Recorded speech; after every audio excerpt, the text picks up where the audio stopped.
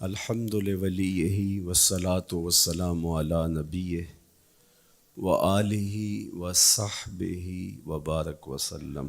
قال اللہ تعالی وتبارک فی القرآن المجید والفرقان الحمید۔ بسم اللہ الرحمن الرحیم۔ قل بفضل اللہ وبرحمتہ فبذلک فلیفرحوا۔ صدق اللہ مولانا العظیم وصدق رسولہ النبی الکریم الرؤوف الرحیم۔ اللہم نور قلوبنا بالقرآن وزین اخلاقنا بالقرآن وادخلنا الجنة بالقرآن ونجنا من النار بالقرآن۔ قال اللہ تعالی وتبارک فی شان حبیبہ مخبرا وآمرا ان اللہ وملائکتہ یصلون علی النبی یا ایہا الذین آمنوا صلوا علیہ وسلموا تسلیما۔ اللہم صلی علی سیدنا مولانا محمد معدن الجود والکرم صلاۃ و سلاما علیک یا سیدی یا رسول اللہ۔ حمد و تعریف و توصیف اللہ جل مجدہ الکریم کی ذات برکات کے لیے، رسول رحمت، شفیع معظم، نبی محتشم، حضور ختمی المرتبت صلی اللہ علیہ وآلہ وسلم کے حضور ناز میں اپنی عقیدتوں، ارادتوں اور محبتوں کا خراج پیش کرنے کے بعد، واجب الاحترام ذوی الاحتشام معزز و مکرم سامعین، خواتین و حضرات، السلام علیکم ورحمۃ اللہ وبرکاتہ۔ کتاب رحمت قرآن مجید میں اللہ جل شانہ نے ارشاد فرمایا، اے محبوب ارشاد کر دیجئے، فرما دیجئے، قل بفضل اللہ و برحمتہ، جب اللہ کا فضل اور اس کی رحمت ہو، فبذالک فلیفرحوا، تو انہیں چاہیے کہ اس فضل و رحمت کے حصول پر، اللہ جل شانہ کی اس کرم نوازی پر فرحت کا اظہار کریں، خوشی اور شادمانی کا اظہار کریں۔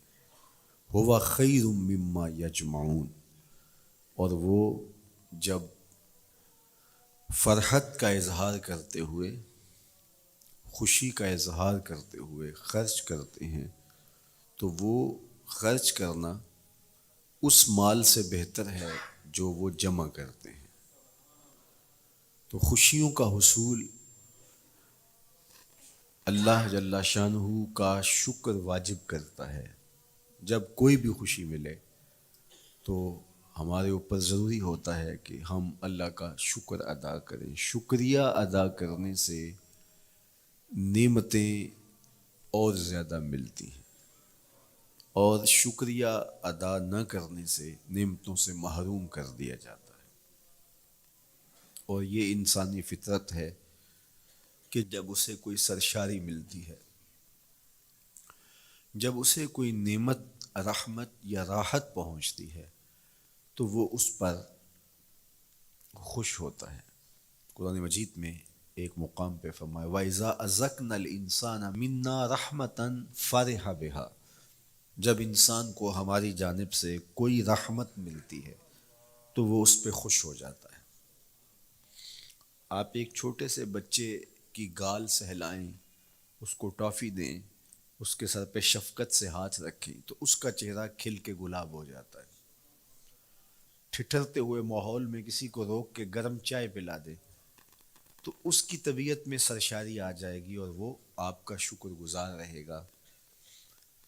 تو یہ انسانی فطرت ہے، اس میں مسلمان ہونا بھی ضروری نہیں ہے کہ کسی بھی شخص کو آپ کوئی شے عطا کرتے ہیں، اسے کوئی خوشی دے دیتے ہیں، تو وہ اس سے بہت زیادہ سرشار ہوتا ہے۔ رحمتم منا، جو لفظ قرآن نے بیان کیے وہ ہے رحمتم منا، یعنی ہماری جانب سے اسے کوئی رحمت ملے۔ رحمتن نکرہ ہے یہاں، کوئی رحمت ملے، عام سی رحمت ملے، فرح بہا، تو اس رحمت کے ملنے پر وہ خوش ہو جاتا ہے۔ آپ کی اگر توجہ ہو تو رحمت ملنے پہ وہ خوش ہو جاتا ہے، اور اگر رحمت للعالمین مل جائیں تو پھر اس کی خوشی کا عالم کیا ہو، پھر اس کی مسرت کی کیفیت کیا ہو۔ یہ بات ذہن میں رکھیے کہ حضور کی آمد پر مسرت کا اظہار کرنا، خوشی کا اظہار کرنا، اس میں تو کوئی اختلاف نہیں ہے، امت کا کوئی بھی طبقہ اس کا انکار نہیں کرتا کہ یہ خوشی کی بات نہیں ہے، خوشی کی بات ہے۔ ہر دور میں اور ہر علاقے کے اپنے اظہار کے سلیقے ہوتے ہیں اور طریقے ہوتے ہیں، اگر وہ شریعت کے مزاج سے متصادم نہ ہوں تو ان کو اختیار کرنے میں کوئی حرج نہیں ہے۔ پھر مرور زمانہ کے ساتھ بدلتے ہوئے تقاضے ہوتے ہیں۔ کسی زمانے میں تلواروں کے ساتھ، تیروں کے ساتھ لڑائی ہوتی تھی اور وہ جہاد اسلامی قرار پاتا تھا۔ آج کی لڑائی میزائلوں کے ساتھ اور ٹینکوں کے ساتھ ہے اور یہ بھی جہاد اسلامی قرار پاتا ہے۔ کوئی کہے کہ تیر و تفنگ کو چھوڑ کے، نیزہ و بالا کو چھوڑ کے، شمشیروں کو چھوڑ کے یہ میزائلوں پہ آ جانا، یہ ٹینکوں پہ اور یہ جدید آلات حرب پہ آ جانا، یہ دانش مندی نہیں ہے، یہ سنت سے انحراف ہے۔ تو میاں تو سنت کے مفہوم کو نہیں سمجھا۔ اس دور میں آلات حرب وہ تھے، بدلتے تقاضوں کے ساتھ آلات حرب یہ ہوئے، تو وہ بھی عین جہاد اسلامی تھا، یہ بھی عین جہاد اسلامی ہوگا۔ اسی طرح خوشی کے مختلف طریقے ہیں۔ کسی زمانے میں بالکل پرانے لوگ جانتے ہیں، جب کسی کے ہاں خوشی آتی تو وہ گڑ کی روڑیاں بانٹتا، یہ پرانا طریقہ۔ پھر اس کے بعد پتاشے بانٹنا شروع ہو گئے لوگ، پھر اس کے بعد وہ شکر پارے آ گئے، اس کے بعد پھر لڈو آ گئے، پھر موتی چور، اور پھر نہ جانے کیا کیا۔ لیکن روح ایک ہی ہے۔ جو گڑ بانٹنے سے مسرت کا اظہار تھا، وہی آج جدید جو ہمارے پاس مٹھائی کی اقسام ہیں، ان کو بانٹنے سے بھی وہی مقصود ہے۔ کسی زمانے میں کسی کہ ہاں بیٹا ہوتا تو وہ گھر کے دروازے پہ پتے باندھ دیا کرتے تھے۔ یہ اس دور کی جھنڈیاں تھیں، اظہار کے لیے کس گھر میں خوشی آئی ہے۔ تو آج کے دور میں تو ہمیں پتے باندھے ہوئے نہیں ملتے۔ آج گھروں کے اندر ولادت مبارک کے یا مختلف طرح کے غبارے لگا دیے جاتے ہیں یا جھنڈیاں لگا دی جاتی ہیں۔ تو مختلف بدلتے ہوئے ادوار میں وہ طریقے ضرور بدلے، لیکن جہاں تک مسرت کا اظہار ہے، وہ روح بعین ہی ہر دور میں، ہر علاقے میں، ہر جو ہے وہ کلچر میں موجود ہے۔ کسی بھی خوشی پہ مسرت کا اظہار، مسرت اور سرور اور کیفیت کا اظہار، یہ انسانی زندگی ہے۔ اسلام ہمیں مسرتوں کے اظہار اور شکرانے کی صورت کے بہت سارے طریقے دیے ہیں، اس میں سے روزہ رکھنا بھی ہے۔ ان طریقوں میں سے ایک طریقہ نوافل ادا کر کے شکر کا اظہار کرنا بھی ہے۔ خیرات بانٹ کے، لوگوں کو کھانا کھلا کے مسرت کا اظہار کرنا ہے، لوگوں کو لباس پہنا کے مسرت کا اظہار کرنا ہے۔ اور اسی طرح دعوت ہے، مختلف مواقع پہ مختلف چیزیں ہیں۔ پیر کے دن حضور علیہ السلام روزہ رکھتے تھے۔ پوچھا حضور آپ پیر کے دن روزہ کیوں رکھتے ہیں؟ قال فیہ ولدت، کہا اس دن میں پیدا ہوا تھا۔ تو اپنی ولادت کا حضور دن پیر روزہ رکھ کے اللہ کے شکرانے میں دن گزارتے تھے۔ گو حضور علیہ السلام کی زندگی کا ایک ایک لمحہ رب کے تشکر میں بسر ہوتا ہے، لیکن حضور نے اس کی وجہ بیان کر دی کہ میں اس دن کا روزہ خاص طور پہ اس لیے رکھتا ہوں، فیہ ولدت، اس دن میری ولادت ہوئی تھی۔ اللہ اکبر۔ تو حضور کی ولادت اللہ کی بہت بڑی نعمت، اور اس پر شکرانہ خود میرے حضور نے ادا کیا ہے۔ علماء نے لکھا ہے کہ حضور کی ولادت کی خوشی یہ اللہ کی رضا کا سبب اور ذریعہ ہے۔ آپ نے سنا علماء سے کہ دین کا سب سے بڑا دشمن جس کا نام لے کے مذمت کی گئی وہ ابو لہب ہے. پورے قرآن میں کسی اور کافر کا ابو جہل کا نام بھی نہیں، عتبہ عتیبہ اور امیہ کا نام بھی نہیں ہے. لیکن نام لے کر کے مذمت اگر کسی شخص کی گئی وہ تو ابو لہب کی گئی. حضور علیہ الصلوۃ والسلام جب کوہ صفا پہ جلوہ فراز ہوئے، وَأَنذِرْ عَشِيرَتَكَ الْأَقْرَبِينَ، حکم ہوا پہلے قریبی لوگوں کو آپ اللہ کا ڈر سنائیں. تو حضور علیہ السلام نے قریبی لوگوں میں محنت کی، تو قریش کو، صنادید قریش کو، بنو ہاشم کو بلایا اور بلا کہ حضور نے ایک بات کہی کوہ صفا پہ کہ اگر میں تمہیں کہوں اس پہاڑ کی دوسری جانب سے ایک لشکر آ رہا ہے جو تمہیں کچل دے گا تو کیا میری بات مان لو گے؟ تو انہوں نے کہا اگر نظر نہ بھی آیا تو ہم کہیں گے ہم اندھے ہیں، آپ سچے ہو. ہماری نظروں کو پھیر لگ رہا ہے، آپ جھوٹ نہیں بول سکتے. ہم نے 40 سال آپ کے شب و روز دیکھے ہیں، تو کیسے ہم یہ گمان کر لیں؟ تو حضور نے فرمایا اگر میری ذات پہ اتنا یقین ہے تو مان لو اللہ ایک ہے.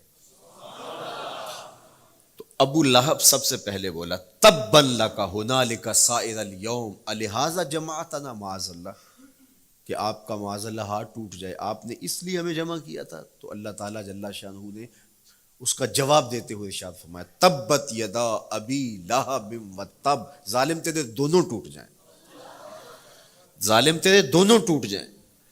تو ابو لہب کا نام لے کے مذمت کی گئی. لیکن یہ بدترین کافر جب حضور کی ولادت ہوتی ہے تو اس کی لونڈی سویبہ اس کو جا کے خبر دیتی ہے کہ تیرے مرحوم بھائی کے گھر بیٹا پیدا ہوا ہے. تو یہ بہت خوش ہو گیا، اس لیے نہیں کہ نبی تشریف لائے ہیں، اس لیے کہ میرے مرحوم بھائی کے گھر میں چراغاں ہوا. تو بھتیجا ہونے کے ناطے اس کو ایک سرشاری اور خوشی ہوئی، اور لونڈی کے خبر دینے پر اس نے اشارے سے اس کو کہا جا تو آزاد ہے. اللہ اکبر. یہاں سے یہ بھی سمجھیں کہ حضور نے صحن کائنات میں قدم رکھا، غلاموں کو آزادی ملنے لگی، غلامی کی زنجیریں ٹوٹنے لگی. تو صحابہ کو کہا جا تو آزاد ہے. خیر ابو لہب کی ساری زندگی آپ کو پتہ ہے، لیکن جب مر گیا تو حضرت عباس رضی اللہ تعالیٰ عنہ کو خواب میں ملا. انہوں نے کہا سنا کیسی بیت رہی ہے؟ اس نے کہا سخت مشکل میں ہوں، ڈاڑھی تکلیف ہے، حضور کی مخالفت بڑی مہنگی پڑی. لیکن اتنا ہے کہ جب پیر کا دن آتا ہے، جس انگلی سے اشارہ کر کے لونڈی کو آزاد کیا تھا اس سے ٹھنڈا اور میٹھا مشروب بھی ملتا ہے اور عذاب میں بھی کچھ کمی ہوتی ہے. شارع مسلم امام نووی کے استاد امام ابو شامہ، جو بہت بڑا نام ہے حدیث میں، وہ فرماتے ہیں جب ایک کافر کو حضور کو نبی سمجھ کے نہیں بھتیجا سمجھ کے خوشی کرنے کا بھی صلہ ملتا ہے، تو ایک مومن جو حضور کا غلام ہے اور حضور کو امام اور مقتدا اور نبی رسول اور محبوب سمجھ کے خوشیاں کرتا ہے، اس کو اللہ کتنا کچھ عطا کرے گا. دوستاں را کجا کنی محروم، تو کے بعد دشمنا نظر داری. جب تو دشمنوں کو اتنا دیتا ہے تو دوستوں کو کتنا عطا کرے گا. تو حضور کی آمد پر مسرت کا اظہار، بشاشت کا اظہار، یہ اہل ایمان کا طریقہ رہا ہے. ہاں جو اس کا انداز ہے، کسی کو نوافل میں زیادہ سرور ملتا ہے وہ نوافل کثرت سے پڑھ لے، کسی کو زیادہ سرور روزے میں آتا ہے تو وہ روزے رکھ کر کے اس شکرانے کو ادا کرے، کوئی ذکر کی مجلس سجا لے. مختلف طریقے موجود ہیں. حضور علیہ السلام تشریف لائے، صحابہ بیٹھے ہوئے تھے، صحیح مسلم میں روایت ہے، سنن نسائی میں ہے، اور بھی کتب حدیث میں. محفل بپا تھی تو حضور نے آ کہا ما اجلسکم، کیوں بیٹھے ہوئے ہو؟ تو جو انہوں نے جواب دیا وہ سنیے. جلسنا نذکر اللہ ونحمدہ علی ما ہدانا لدینہ ومن علینا بکا. حضور ہمارے بیٹھنے کا مقصود یہ ہے کہ ہم اللہ کا شکر ادا کر رہے ہیں اس بات پر کہ اس نے ہمیں ہدایت دین عطا کی، ومن علینا بکا، اور آپ کی صورت میں ہمارے اوپر احسان کیا، ہمیں آپ عطا ہوئے، اس پر اللہ کا شکر ادا کرنے کی مجلس سجائے بیٹھے. اب بات تو سادہ سی تھی، لیکن میرے حضور نے ان سے کہا کیا تم اس بات پہ قسم دے سکتے ہو کہ اسی لیے بیٹھے ہو؟ تو انہوں نے کہا جی ہم قسم دیتے ہیں ہم اسی لیے بیٹھے. فرمایا اٹھاؤ قسم. تو صحابہ نے باقاعدہ قسم دی, ہم قسم اٹھاتے ہیں ہمارے بیٹھنے کا مقصد یہ ہے کہ اللہ کا شکر ادا کر رہے ہیں اور آپ کی صورت میں جو انعام خداوندی ملا ہے اس پر اللہ تعالیٰ کا شکریہ ادا کر رہے ہیں. حضور نے باقاعدہ ان سے قسم لی اور انہوں نے باقاعدہ قسم دی. اب صحابہ کو حیرت تو تھی کہ یہ موقع قسم کا تو نہیں تھا, لیکن حضور نے قسم لی ہے, کیوں؟ حیرت و استجاب کی کیفیت تھی. حضور علیہ السلام نے فرمایا صحابہ میں تم سے جو ابھی قسم لی ہے یہ کسی تہمت کی بنیاد پر نہیں لی, یعنی تمہارے قول کی صداقت میں مجھے کوئی شک نہیں تھا کہ میں نے قسم سے تصدیق کی ہو, بلکہ اس کا سبب اور تھا. بعض اوقات قسم اس لیے کی جاتی ہے کہ کسی متردد ذہن کو مطمئن کرنا ہوتا ہے, اور بعض اوقات قسم واقعہ کی اہمیت کو بڑھانے کے لیے کی جاتی ہے. کوئی بندہ کہہ رہا ہے کہ جناب فلاں صاحب آ رہے ہیں ہمارے گھر میں, مہمان آ رہے ہیں, تو گھر کے اچھا کہتا ہاں قسم اللہ کی, تو اس کا یہ مطلب نہیں کہ اس کے شک ہوتا ہے, اس کی خوشی اور اس کی مسرت کے اظہار کو بڑھانے کے لیے وہ کہتا ہے کہ ہمارے گھر کے اندر آج فلاں آ رہا ہے, تو وہ کہتا اچھا کہتا ہاں ہاں قسم اللہ کی وہ آ رہا ہے. تو یہ متردد کا شک دور کرنے کے لیے قسم نہیں ہے, یہ بلکہ اس کی خوشی اور سرشاری کو پختہ کرنے کے لیے ہے. تو عربوں میں قسم مختلف وجہ سے کی جاتی تھی.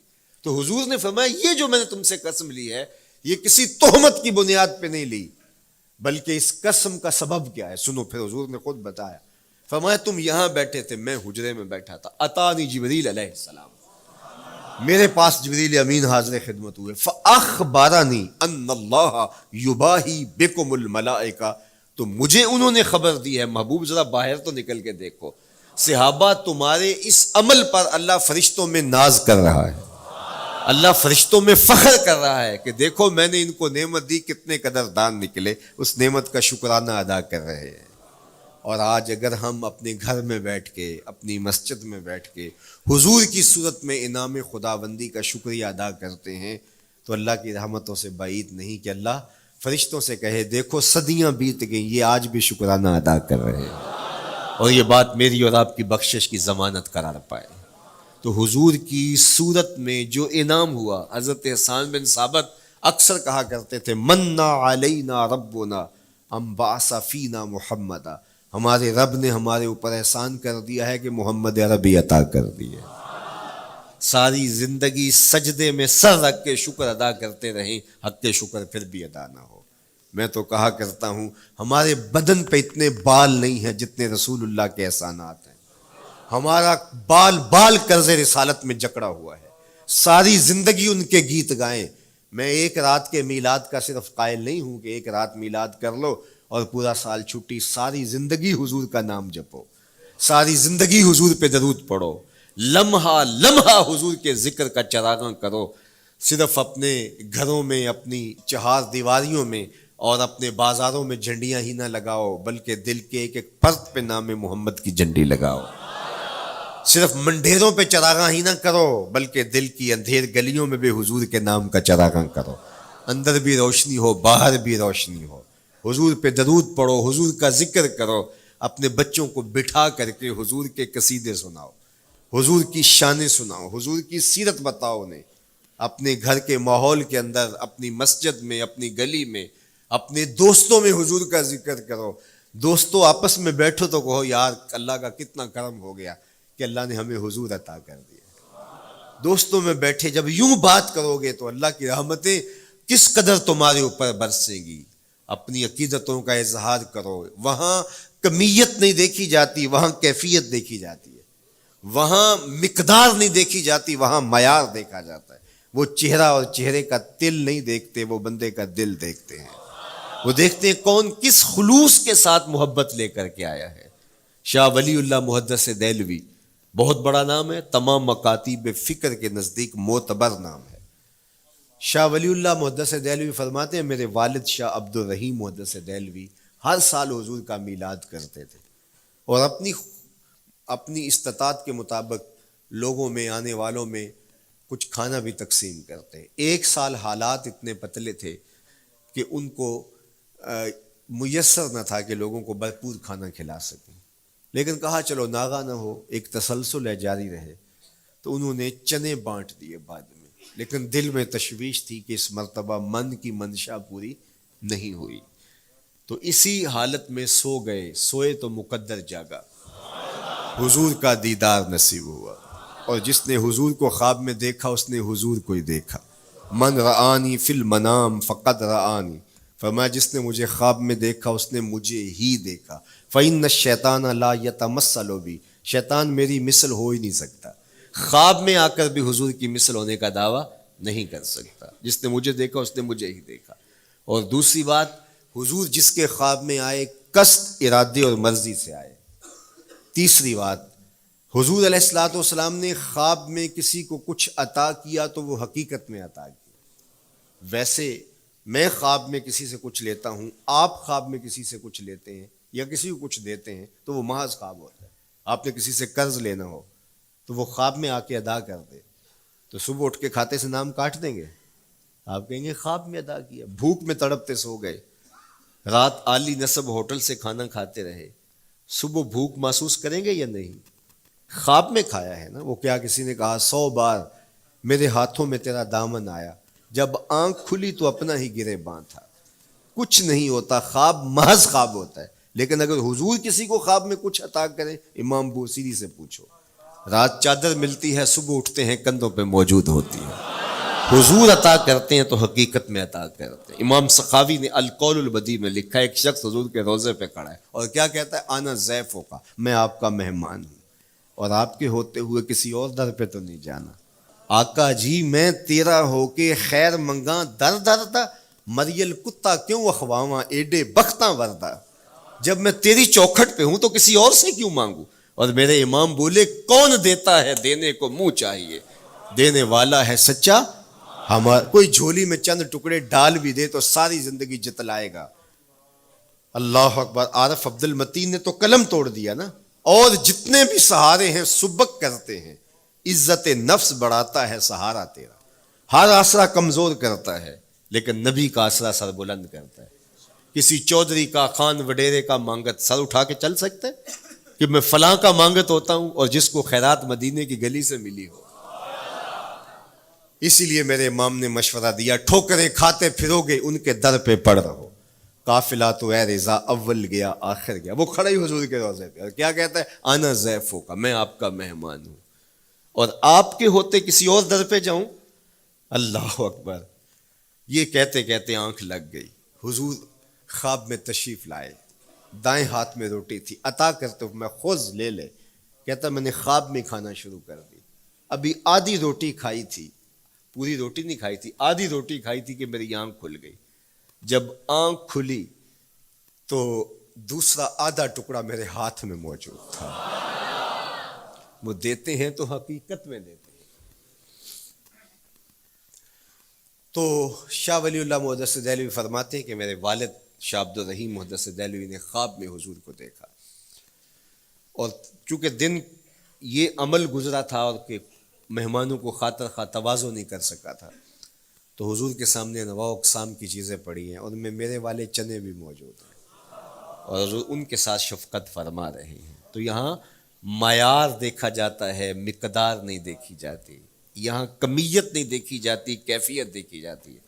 یہاں چہرے اور چہرے کا تل نہیں دیکھا جاتا، یہاں آنے والے کا دل دیکھا جاتا۔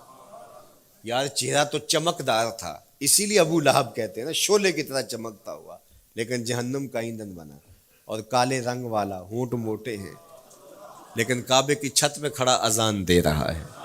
اذان ازل سے تیرے عشق کا ترانہ بنی، نماز تو اس کی دید کا ایک بہانہ بنی، ادائے دید سراپا نیاز تھی تیری، کسی کو دیکھتے رہنا نماز تھی تیری۔ تو عقیدتوں کے رنگ اور محبتوں کے رنگ حضور علیہ السلام کے ساتھ جب کوئی پیش کرتا ہے تو رائے گانی جاتی۔ یہ وفاداروں کا در ہے، یہاں بے وفائی کا تصور ہی نہیں ہے۔ وہ ہاتھ پکڑتے ہیں تو پھر چھوڑتے نہیں ہیں، اس لیے ان سے محبت کا ربط قائم کیجیے، اپنی اولادوں کو حضور کا پیار سکھائیے، اپنے گھروں میں میلاد کیجیے۔ لازم نہیں ہے کسی عالم دین کو بلاؤ، آپ اپنے گھروں میں حضور علیہ السلام پر درود پڑھیے گا، بچوں کو بٹھائیے گا اور حضور کی سیرت کا کوئی واقعہ ان کو سنائیے گا۔ صحابہ اپنے بچوں کو بٹھا کر کے حضور کی سیرت بتایا کرتے تھے، حضور کا نقشہ بتایا کرتے تھے، حضور کے شمائل ذکر کیا کرتے تھے، اور کوئی صحابی ملتا تو تابعین جمع ہو جایا کرتے تھے اور اسے پوچھتے تھے اچھا بتاؤ حضور کی صورت کیسی تھی، زلفیں کیسی تھی. یہی میلاد ہے نا. میلاد میں حضور کے فضائل کا ذکر ہوتا ہے، شمائل کا ذکر ہوتا ہے، خصائل کا ذکر ہوتا ہے. اور موسم حج کا ہے. ایک اونچے ٹیلے پہ حضرت سیدنا ابو طفیل چڑھ گئے. یہ آخری صحابی ہیں، اس کے بعد کوئی صحابی نہیں. آخر میں سب سے آخر میں فوت ہوئے 110 ہجری میں. حضور کے وصال کے 100 سال بعد تک زندہ رہے. اونچے ٹیلے پہ چڑھ گئے اور لوگوں کو کہا لوگوں آؤ، اس وقت روئے زمین پہ میرے علاوہ کوئی نہیں جس نے حضور کو دیکھا ہے. بس انہی آنکھوں نے حضور کو دیکھا ہے. کیا ناز ہے. میرے ایک استاد ہوتے تھے سر محمد علی حاشر، اللہ ان کی قبر پہ رحمت نازل کرے. تو وہ بڑے بڑے مشاہیر اہل سخن سے ملے تھے تو وہ بات کرتے تھے. میں مولانا ظفر علی خان کا مصاحب رہا ہوں، میں نے اقبال کو دیکھا ہے. داغ دہلوی نے اپنے شاگردوں سے کہا تھا آنے والی صدیاں تم پہ ناز کریں گی اے لوگو، تم نے داغ کو دیکھا، تم نے داغ سے باتیں کی ہیں. یار جس نے داغ دہلوی کو دیکھا ہے وہ تو ناز کریں، جس نے اقبال کو دیکھا ہے وہ تو فخر کریں، جو مشاہیر اہل سخن کے پاس بیٹھتا رہا ہے وہ تو فخر کریں، اور جس کی آنکھوں نے جمال محمد عربی دیکھا ہے وہ اپنے مقدر پہ ناز کیوں نہ کریں. تو کہا لوگوں آؤ، اس وقت روئے زمین پہ میرے علاوہ کوئی نہیں جس نے حضور کو دیکھا ہو، آؤ مجھ سے حضور کی باتیں سنو. لوگ جمع ہو گئے اور کہا صف لنا رسول اللہ، تم نے حضور کو دیکھا ہے تو بتاؤ حضور کیسے تھے. تو حضرت ابو طفیل نے 3 لفظوں میں میرے حضور کا حلیہ بیان کیا، یاد کر لو. حضرت ابو طفیل نے کہا کان رسول اللہ صلی اللہ علیہ وسلم ابیض ملیحا مقصدا. ایک تو چٹے رنگ کے تھے، ایک تو حضور کا رنگ گورا تھا. دوسری بات ملیحن، حضور کا حسن نمکین تھا. اور تیسرا مقصدا، حضور متوازن تھے، نہ قد لمبا نہ قد پست، سوا صدر والبطن، سینہ اور پیٹ برابر. لیسا بالطویل الممغط ولا بالکثیر المتردد، نہ پست کے عجیب دکھائی دیں نہ اتنے لمبے کے عجیب لگیں بلکہ درمیانہ قد. لیکن اذا جامع القوم غامرہم، سن لو حضور کا قد تو درمیانہ تھا لیکن جب لوگوں کے درمیان چلتے حضور کے کندھے لوگوں کے سروں سے اونچے دکھائی دیتے. یہ اللہ نے شان دی اپنے محبوب کو. مکھ چند بدر شاہ شانی، متھے چمک دی لاٹ، کالی زلف تے اکھ مستانی.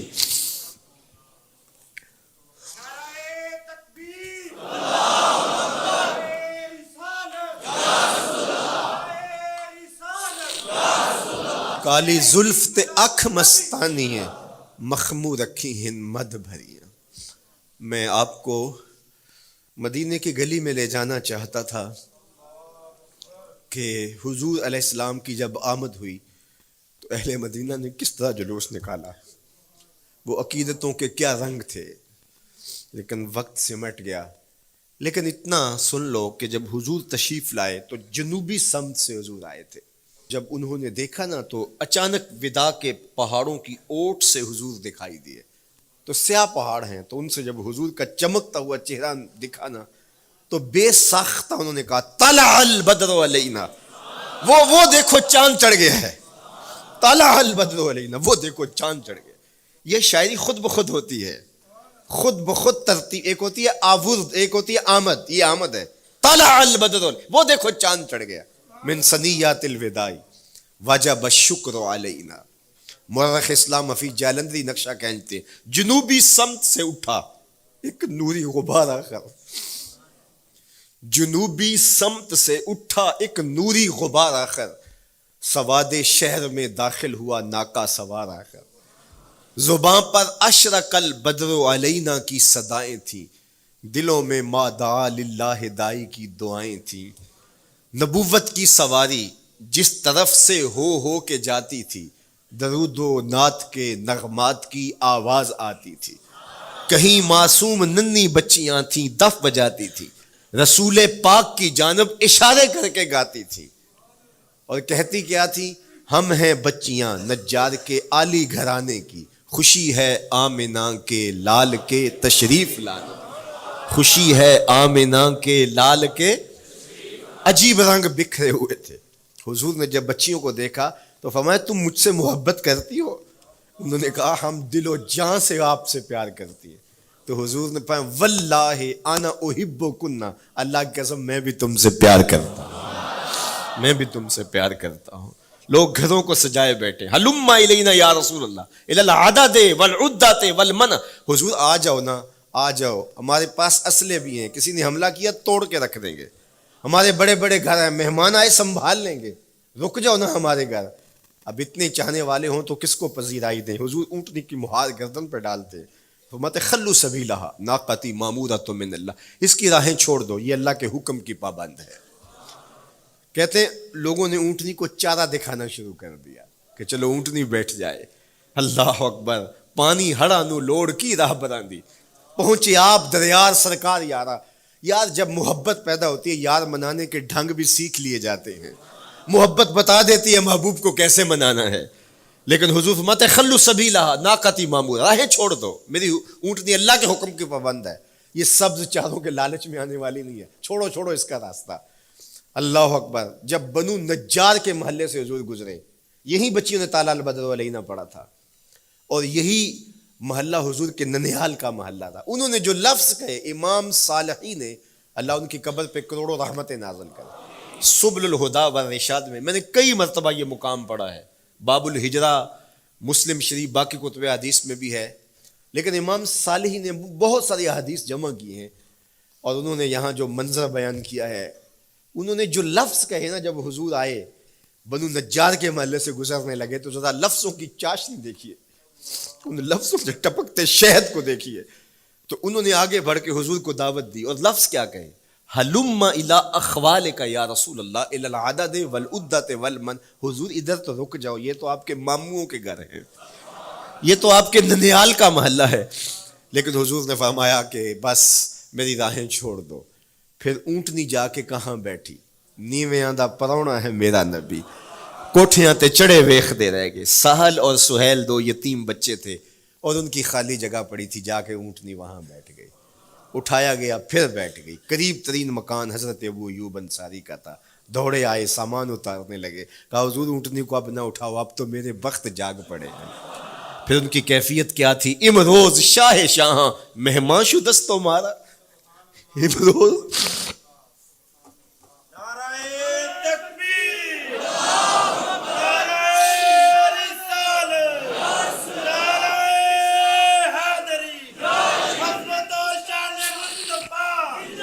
امروز شاہ شاہاں مہمان شدست و مارا، جبریل با ملائک درباں شدست و مارا. وہ کہتے ہیں آج شاہوں کا شاہ میرے گھر کا پرونا بن گیا ہے. یہ ابو ایوب انصاری کے جذبات ہیں. آج شاہوں کا شاہ، آج خسرو حسینہ ماہ نازنینہ، آج امام الانبیاء میرے گھر کا پرونا بنا ہے. کہاں میں کہاں نکہتے گل، باد صبا تیری مہربانی. کبھی اونٹنی کے پاؤں چوم رہے ہیں، تیرے بخت کے تو میرے گھر تک لے آئی.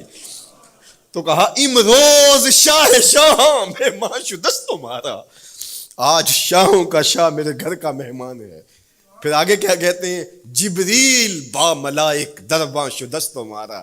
لوگوں جبریل کو دیکھو، آج میرے گھر کا پیرا دے رکھا ہے، آج میرے گھر کا چوکی دار بنا ہوا ہے، کیونکہ میرے گھر میں حضور ٹھہرے ہوئے ہیں.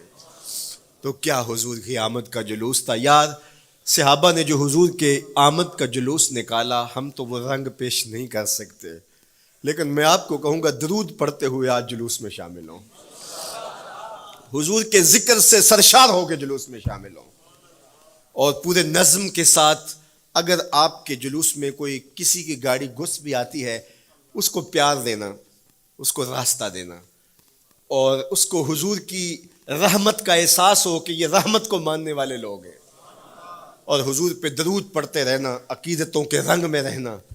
امید ہے کہ جس طرح حضور نے ان بچیوں سے کہا جو حضور کے جلوس میں شامل تھیں کہ کیا تم مجھ سے محبت کرتی ہو، تو انہوں نے کہا جی جی، ہم اسی لیے تو آپ کے قصیدے پڑھ رہی ہیں.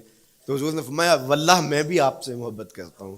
تو ہو سکتا ہے حضور ہمیں فرمائے میرے میلاد کے جلوس میں آنے والوں میں بھی تم سے محبت کرتا ہوں. اللہ آپ کو سلامت رکھے. وآخر دعوانا ان الحمد للہ.